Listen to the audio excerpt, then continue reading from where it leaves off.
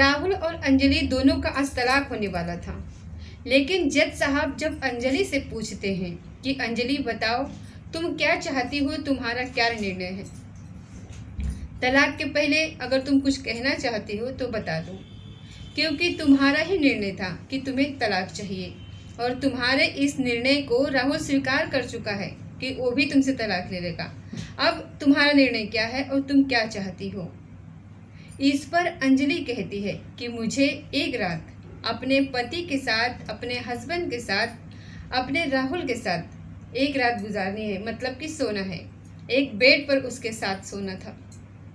इस बात को जज साहब जब सुनते हैं तो अवाक रह जाते हैं और कहते हैं, गुस्सा हो जाते हैं वो और कहते हैं, उनके मन में अचानक ये बात चलने लगती है कि पूरे सर्विस दौरान उनके सामने ऐसी कोई लड़की नहीं आई कि जो खुद अपने लिए तलाकनामा डाली हो, और वही लड़की फिर आज कोर्ट में बोल रही है कि मैं अपने पति के साथ सोना चाहती हूँ, मैं अपने हस्बैंड के साथ एक रात बिताना चाहती हूँ एक बेड पर।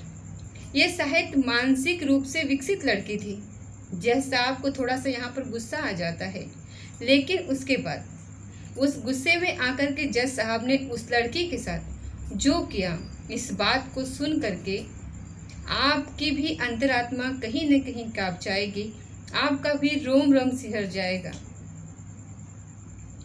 बाकी आखिर वो लड़की क्या चाहती थी, आखिर वो क्यों चाहती थी कि मैं अपने पति के साथ एक रात गुजारें, अपने पति के साथ एक बेड पर एक ही साथ सोएं, जबकि कल उसको तलाक लेना होता है। आखिर वो ऐसा क्यों चाहती है, ये सारी बात मैं आपको वीडियो में आगे बताऊंगी। यकीन मानिए, इस पूरे वीडियो को जब आप देखोगे तो आपकी अंतरात्मा सिहर जाएगी और आप ये सोचने पर मजबूर हो जाएंगे कि क्या ऐसा भी होता है। जी हाँ, ये कहानी उत्तर प्रदेश के अलीगढ़ के अकबरपुर गांव की है। राहुल और अंजलि का आज तलाक होना था और दोनों अपने परिजनों के साथ जज साहब के पास सामने प्रस्तुत होते हैं उनके, जिसमें जज साहब जब पूछते हैं बारी बारी से, पहले तो वो राहुल से पूछते हैं कि राहुल अब तुम बताओ कि तुम्हें तलाक से कोई दिक्कत तो नहीं है, तुम तलाक देना चाहते हो या नहीं। इस बात पे राहुल कहता है, सहमति में वो सर हिलाता है और कहता है कि बिल्कुल जज साहब, मुझे तलाक चाहिए। फिलहाल मैं अंजलि से तलाक चाहता हूँ, मुझे अंजलि के साथ नहीं रहना है।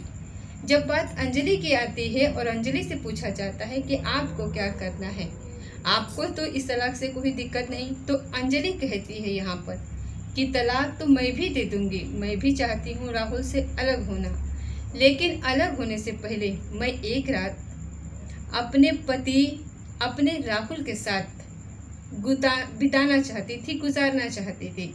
मतलब कि एक रात मैं राहुल के साथ एक ही कमरे में, एक ही बेड पर वो सोना चाहती थी। जैसे ही ये बात अंजलि बोलती है और जज साहब जब जैसे ही ये बात सुनते हैं तो वो अवाक रह जाते हैं।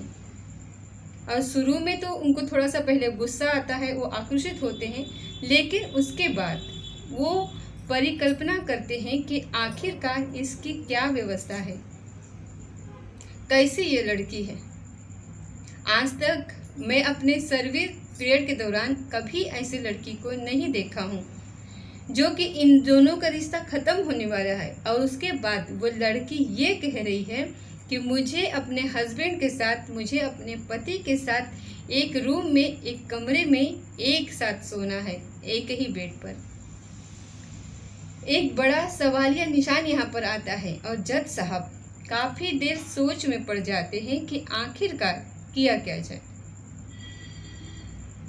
थोड़ा देर सोचने के बाद आखिर पति पत्नी तो है, आखिर अगर हम उनको सहमति दे भी देते हैं, अभी ऑफिशियली वो अलग नहीं हुए, कल अब तक तो पति पत्नी है ही है, तो चलो मैं सहमति दे देता हूँ, क्योंकि जज साहब नहीं चाहते थे कि इन दोनों का रिश्ता खराब हो, दोनों एक दूसरे से अलग हो।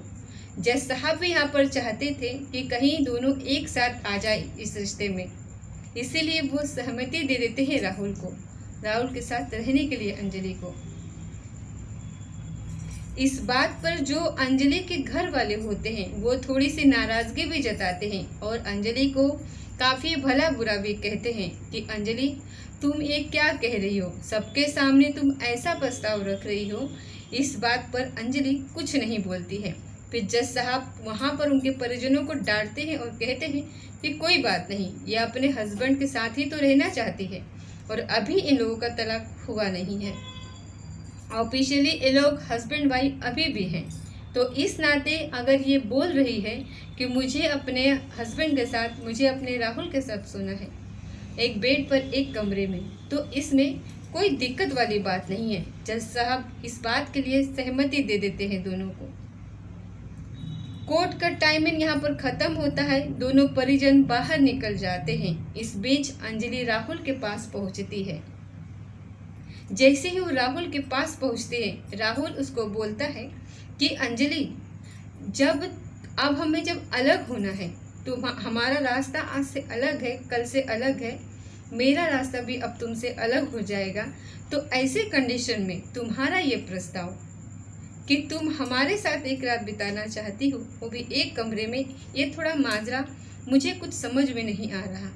इस बात पर अंजलि कहती है कि ज़्यादा उड़ो मत, अभी भी ऑफिशियली तुम हमारे पति हो और पत्नी होने के नाते मेरा पूर्ण अधिकार है कि मैं तुम्हारे साथ सोऊं, मैं तुम्हारे साथ रहूं।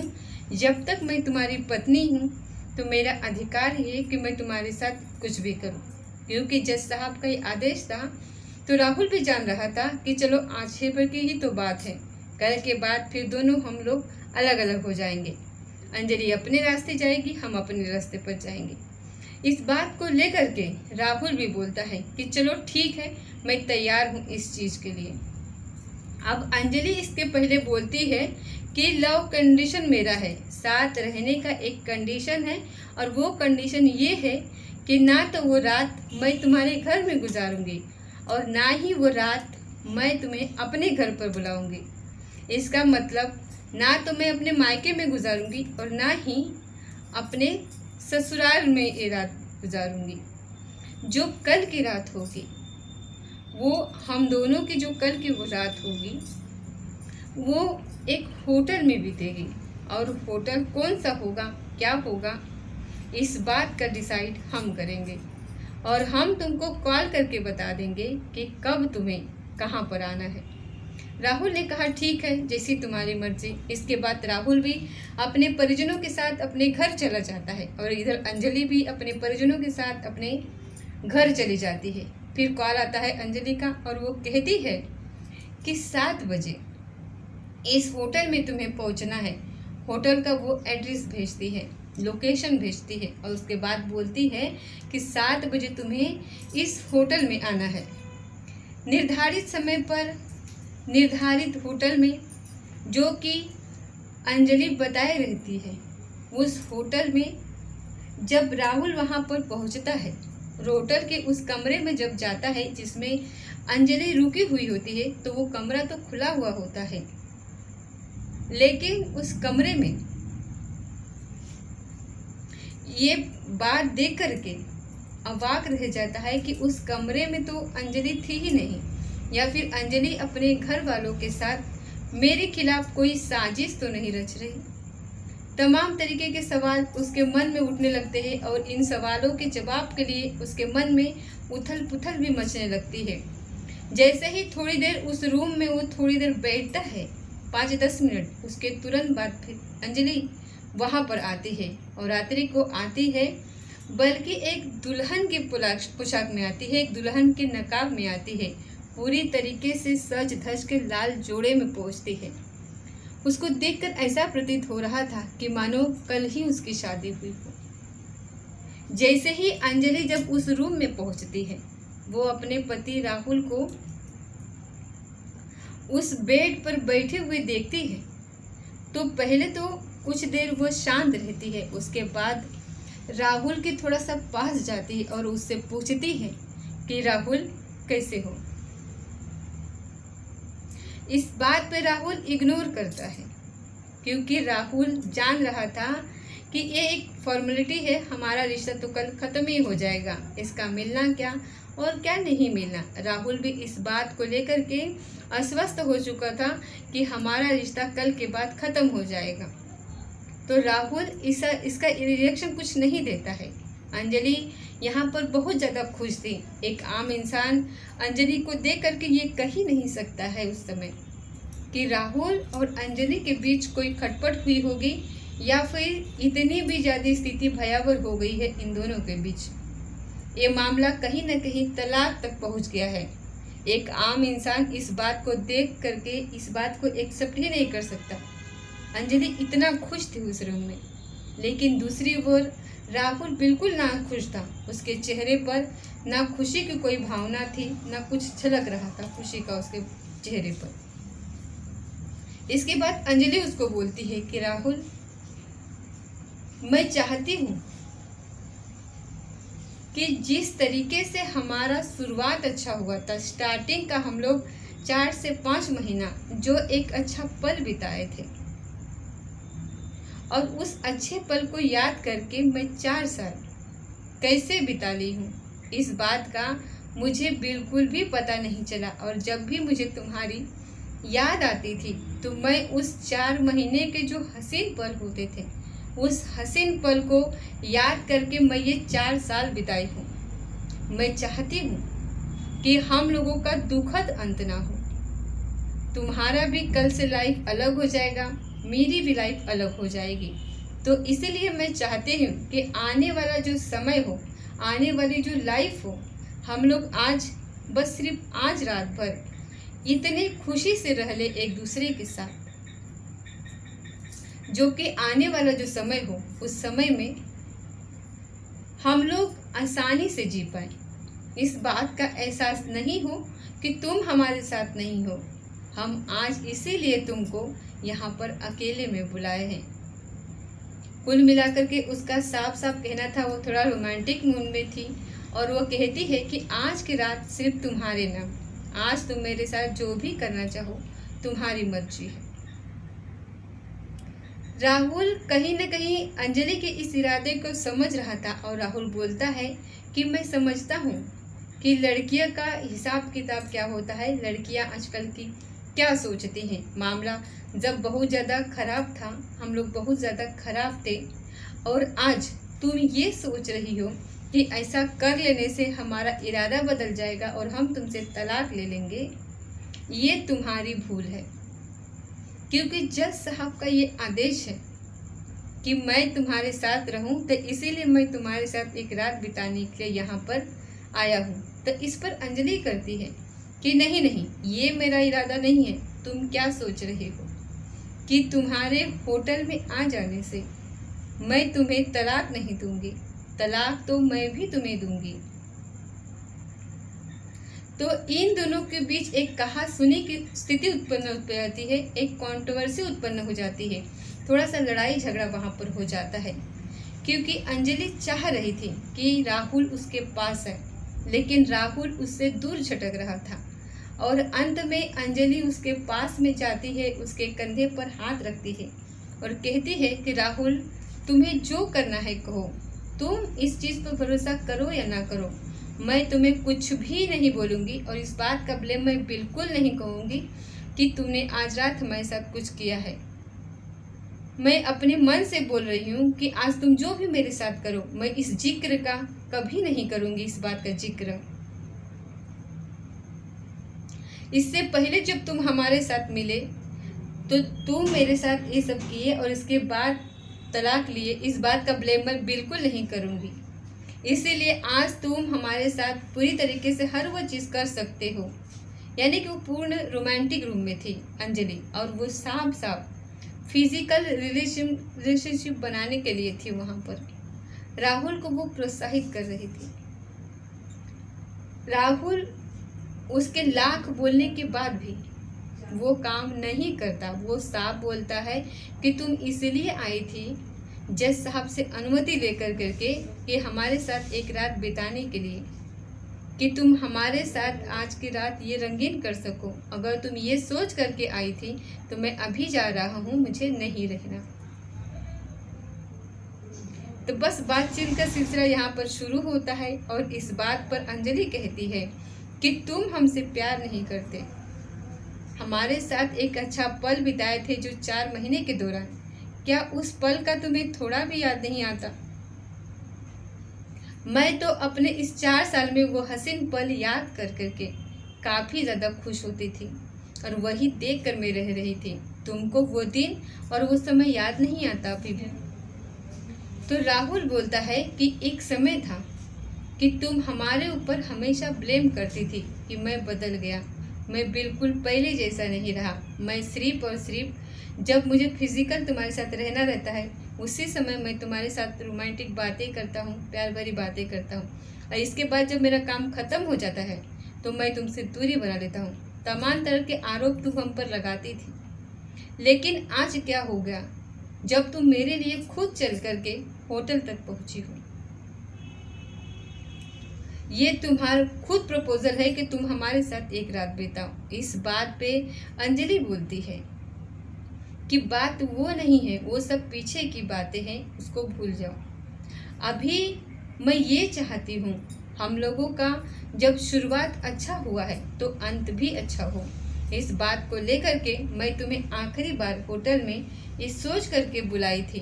अंत में मैं चाहती हूँ कि अच्छा ही हो हमारा अंत। फिर राहुल बोलता है कि क्या शुरुआत और क्या अंत, क्या अच्छा और क्या बुरा, जब हम एक दूसरे के साथ रह ही नहीं सकते, फिर क्या अंत होगा और क्या शुरुआत होगा?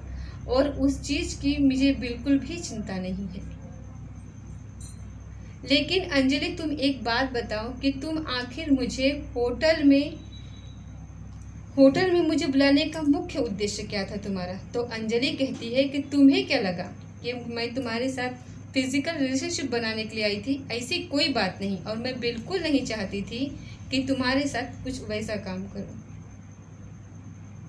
तो फिर इस बात पर राहुल कहता है कि फिर बताओ, फिर क्या बात है, क्या चाहती हो तुम? तो इस बात पर अंजलि बोलना स्टार्ट कर देती है कि जब तुम लास्ट बार हमसे कोर्ट में मिले थे उसके पहले का वो तुम्हारा बॉडी लैंग्वेज जो था, जो तुम्हारा शरीर था, जो तुम्हारा फेस था, काफ़ी तुम अच्छे दिखते थे। तुम्हारा शरीर तंदुरुस्त था, तुम हट्टे कट्टे दिखते थे, तुम्हारी पर्सनालिटी इतनी अच्छी थी कि तुम्हें कोई भी देख करके आकर्षित हो सकता था तुम्हारी तरफ। लेकिन आज अभी की जो तुम्हारी स्थिति है, तुम इतने दुबले कैसे हो गए, इतने कमज़ोर कैसे हो गए हो? तुम्हारा आँख बिल्कुल भी धंस गया है, तुम्हारा चेहरा बिल्कुल अजीब सा हो गया है, तुम्हारे फेस का लाइट मतलब कि फेस की जो लाइट होती है वो ख़त्म हो गई है, तुम पहले जैसे दिख ही नहीं रहे हो। आखिर क्या बात है? तो इस बात पे राहुल तो पहले ये बात बताने से मना करता है और कहता है कि नहीं बस ऐसा ही हो जाता है। फिर अंजलि कहती है, दोबारा फोर्स करती है कि बताओ, मैं तुमसे पूछना चाहती हूँ क्योंकि मैं अभी भी तुम्हारी पत्नी हूँ और पत्नी के नाते मैं तुमसे पूछती हूँ तो तुम्हें बताना पड़ेगा। इस पर राहुल बोलना प्रारंभ करता है कि देखो, जब तुम चली गई थी मुझे छोड़ करके, जो परिवार के सदस्य हैं वो भी तमाम तरीके की बातें मुझे बोलने लगे थे, समाज में भी हमारी किरकिरी होने लगी थी, हमारे जो साथी थे वो भी तरह तरह के बातें करने लगे। कोई बोलने लगा कि तुम एक औरत को नहीं रख पाए, तुम क्या कर पाओगे? तमाम तरीके के आरोप प्रत्यारोप के दौर से मुझे इस बीच गुजरना पड़ा और धीरे धीरे मैं अपने शरीर पर ध्यान देना बंद कर दिया। मतलब मैं बिल्कुल एकदम बेशुद्ध हो गया हूँ और एक कमरे में पड़ा रहता था इच बीच। अचानक से एक दिन हमारे पेट में दर्द हो जाता है और पेट में दर्द इतना कि मैं वो बर्दाश्त नहीं कर पाया। उसके बाद जब मैं डॉक्टर के यहाँ गया, डॉक्टर के यहाँ जब मैं जाकर के एडमिट हुआ, डॉक्टर मेरा चेकअप करते हैं और चेकअप करने के बाद डॉक्टर ने साफ साफ कहा कि राहुल आपको ब्लड कैंसर है। तो मैं थोड़ा सा अवाक रह गया कि आखिर मुझे ब्लड कैंसर कैसे हो सकता है। तो इस बात पर डॉक्टर कहते हैं कि कहीं ना कहीं आपकी लापरवाही की वजह से ये हुआ है। अब इसका ब्लड कैंसर एक ऐसी बीमारी है जो नाइलाज बीमारी है। ब्लड कैंसर को लेकर के थोड़ा सा अगर आदमी ध्यान दे अपने शरीर पर, तो थोड़ा उसका जो समय पीरियड है उसके लाइफ का थोड़ा बढ़ तो जरूर सकता है, लेकिन पूरी तरीके से नहीं बढ़ सकता है, पूरी तरीके से ठीक नहीं हो सकता। जो एक सहज इंसान अपनी ज़िंदगी जीता है उस तरीके से एक ब्लड कैंसर इंसान नहीं जी सकता। और हो सकता है कि आने वाले 6 महीने में हमारे लाइफ का द एंड हो जाए। ये सब सोच करके कि जब हमारी लाइफ ही नहीं रहेगी, आने वाले 6 महीने में मैं बिल्कुल मेरी कहानी खत्म होने वाली है, और जब मैं मर जाऊंगा उसके बाद फिर तुम्हारा क्या होगा, तुम कहाँ रहोगी। इन तमाम तरीके की बातों का जवाब मुझे चाहिए था, और इसीलिए मैंने इसको अपने अंतरात्मा से पूछा, तो हमारे अंतरात्मा ने एक जवाब दिया कि जब तुम ही नहीं रहोगे तो तुम्हारी पत्नी क्या, तुम्हारे बच्चे क्या, तुम्हारी लाइफ क्या। अंततः मैंने निर्णय लिया कि मैं भी तलाक ले लूँगा। हालांकि स्टार्टिंग में, शुरुआत में हमारी कोई ऐसी मनोदशा नहीं थी कि मैं तुम्हें तलाक दूँ, लेकिन जब इस स्थिति से मैं गुजरा तो मैं तलाक दूँ, इस निर्णय में मैं खुद पहुंचा, क्योंकि मैं नहीं चाहता था कि हमारी पत्नी बन करके, हमारी विधवा बन करके तुम आने वाले समय में रहो, और तुम ऐसे लाइफ को स्ट्रगल करो आने वाले समय में, जिसको लेकर के तुम्हें तमाम तरीके के आरोप प्रत्यारोप, एक नेगेटिव दौर से तुम्हें गुजरना पड़े, तुम्हें समाज की नज़रों में गिरना पड़े। इस बात का ब्लेम भी होता, एक वाइफ के जिंदा रहते उसके हस्बैंड मर गए, जो नेगेटिविटियाँ अपने समाज में फैली हुई होती हैं, उन सब चीज़ों का असर तुम्हारे ब्रेन पर ना पड़े। इन बातों का ध्यान में रखते हुए मैंने निर्णय किया कि मुझे भी तलाक लेना है। ये बात सुन करके अंजलि एकदम अवाक रह जाती है, और वो बोलने लगती है कि इतनी बड़ी बात तुमने मुझे बताई क्यों नहीं, और तुम मुझे इतनी बड़ी बात आज तक तुमने हमसे छुपा कर क्यों रखी। काश अगर तुम पहले इस बात को बता दिए होते तो शायद मैं तलाक का पेपर तुम्हारे पास भेजती ही नहीं।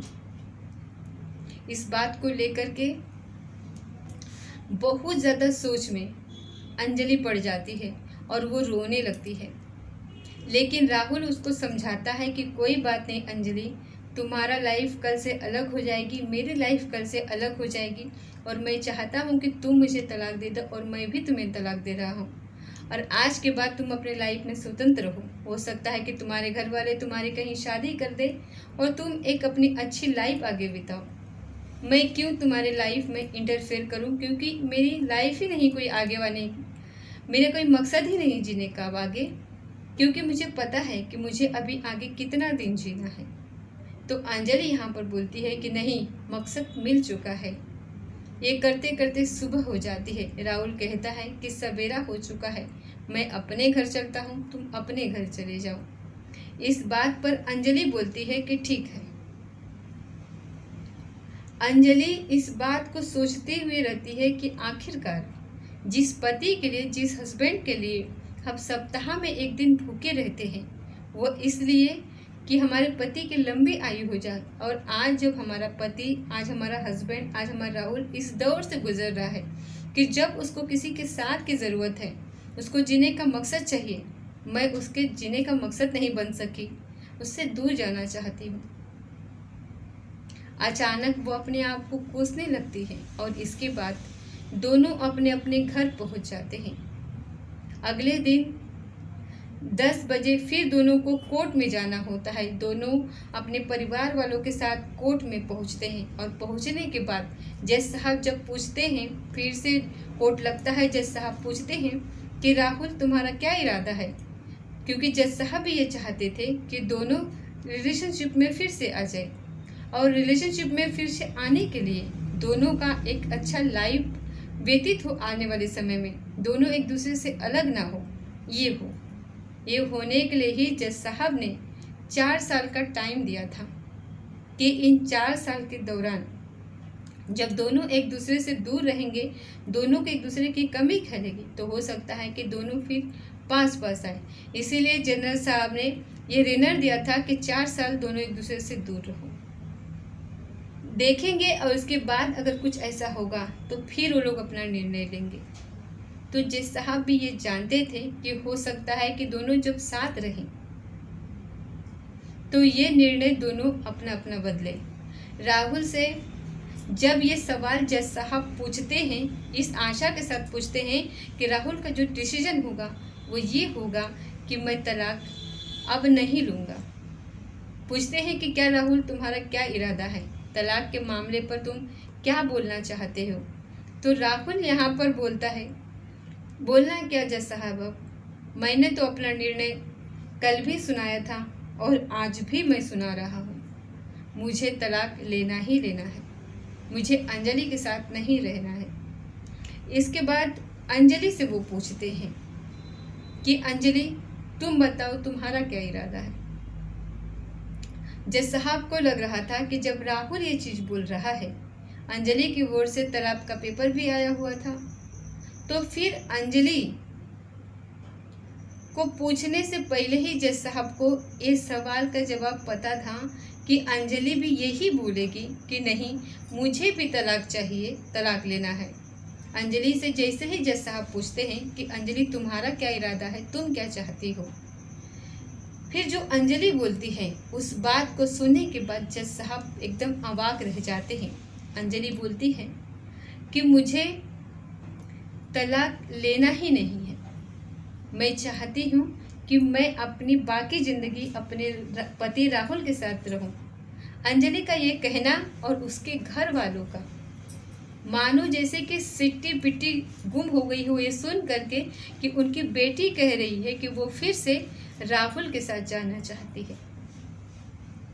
इस बात पर जज साहब खुश हो जाते हैं क्योंकि जज साहब को पता होता है कि अगर ये निगेटिव बोलेगी अंजलि कि नहीं मुझे तलाक लेना है, लेकिन अचानक से कल तक जो अंजलि बोल रही थी कि मुझे तलाक लेना ही लेना है, आज वो कैसे मना कर रही है कि मुझे तलाक नहीं लेना है। इस बात पर अंजलि आगे बात बोलना प्रारंभ करती है क्योंकि जब इतने बुरे दौर से राहुल गुजर रहा है तो इसमें मेरा कोई हक नहीं है कि मैं इनको दुख में डाल करके मैं इनसे ब्रेकअप करूं या फिर मैं इनसे दूर हो जाऊं।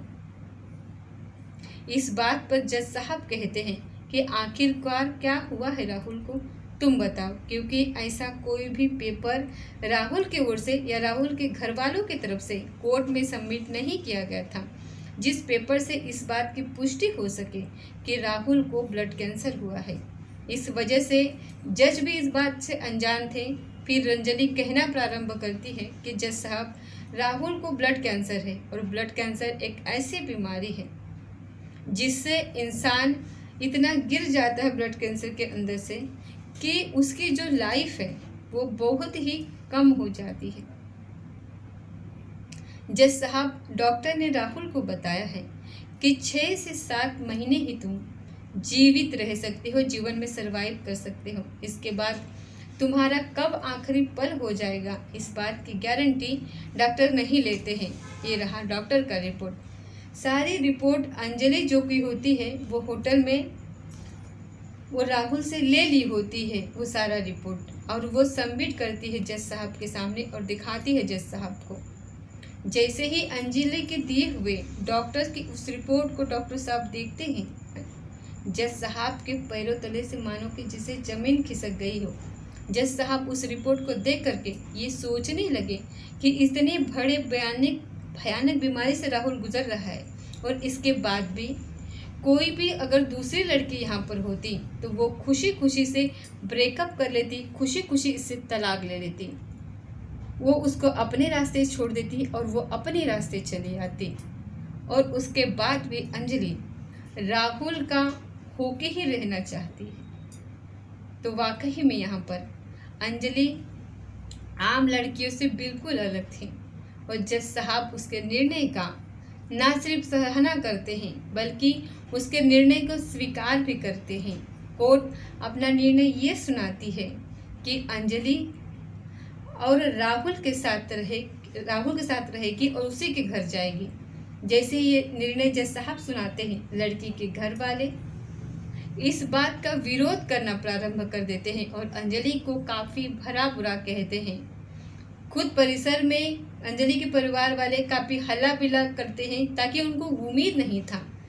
लेकिन जब उनके घर वाले जान जाते हैं कि राहुल इतनी भयानक बीमारी से गुजर रहा है तो वो अंजलि को समझाने की कोशिश करते हैं कि अंजलि अब राहुल का जीवन ज़्यादा नहीं है, मात्र 5 या 6 महीने सर्वाइव कर सकता है। इसके कंडीशन में तुम्हें इसके साथ रहना बिल्कुल भी ठीक नहीं है। अच्छा ये रहेगा कि तुम इसको छोड़ दे और हम तुम्हारी शादी कहीं और करा दें। इस बात को लेकर कर अंजलि अपनी नाराज़गी साफ जताती और कहती है कि बिल्कुल नहीं, अब इतने बड़े दौर से राहुल जब गुजर रहा है तो ऐसे कंडीशन में मैं राहुल को छोड़ के बिल्कुल भी नहीं रह सकती। ये कह करके वो राहुल के साथ चली जाती है। राहुल फिर भी इस बात को लेकर के मना करता है कि अंजलि वापस लौट जाओ, हमारी लाइफ की कोई भी गारंटी नहीं है, तुम हमारे साथ आकर के क्यों अपना समय बर्बाद कर रही हो। लेकिन अंजलि बोल देती है कि तुम्हारे साथ मैंने 7 फेरे लिए हैं, तुम्हारे साथ जन्मों का निभाने के लिए, इसीलिए मैं जब भी रहूँगी तो तुम्हारे साथ ही रहूँगी और दुनिया की कोई पावर, दुनिया की कोई ताकत मुझे तुमसे अलग नहीं कर सकती। इसके बाद दोनों खुशी खुशी अपने घर चले जाते हैं और जब राहुल के घर अंजलि पहुंचती है, राहुल के घर वाले बहुत खुश हो जाते हैं। अंजलि के इस निर्णय पर राहुल के घर वालों के मन में भी काफ़ी सम्मान बढ़ जाता है। बाकी इस कहानी को सुनाने का मेरा उद्देश्य किसी को परेशान करना नहीं, किसी को के दिल को दुखाना नहीं था, बल्कि आपको जागरूक करना था, आपको सचेत करना था, आपको अलर्ट करना था। इस पूरे वीडियो को देख करके आपकी क्या राय है, अपनी राय निष्पक्षता के साथ कमेंट बॉक्स में ज़रूर मिलते हैं अगले किसी सच्चे घटना के साथ। तब तक जय हिंद।